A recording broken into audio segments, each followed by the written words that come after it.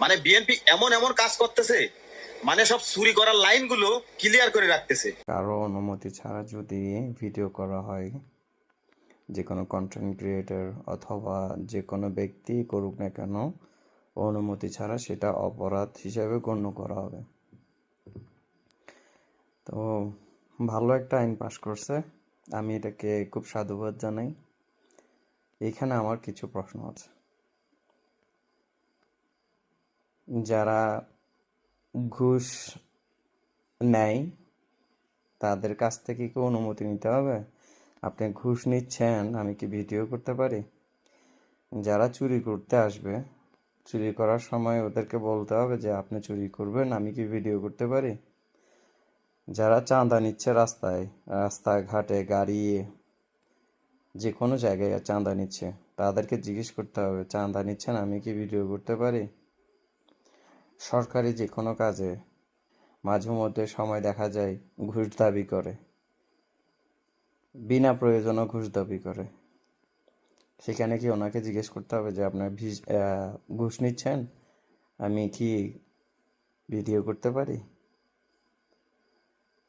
আমি একটা জিনিস আপনাদের কাছে বলতে চাই, সেটা হচ্ছে যে কি, দেশে অরাজকতা সৃষ্টি হবে, দেশ শান্ত থাকবে না। দেশে শান্তি থাকতে হলে প্রত্যেকটা ঘরে ঘরে একটি করে সাংবাদিক গড়ে তুলতে হবে। কেন কথাটা বলতেছি? সবার হাতে স্মার্টফোন আছে।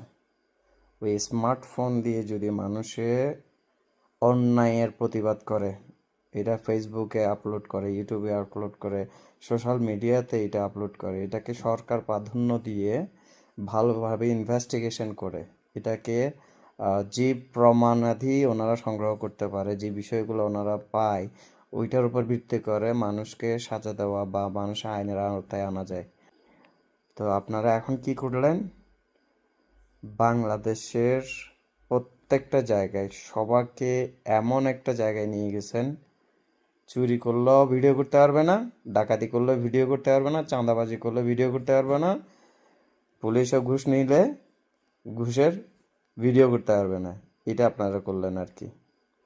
সরকারি অফিস আদালতে চুরি করে তা আপনি ভিডিও করতে পারবেন না, কারণ আপনি ভিডিও করলেই আপনার নামে মামলা দেবে।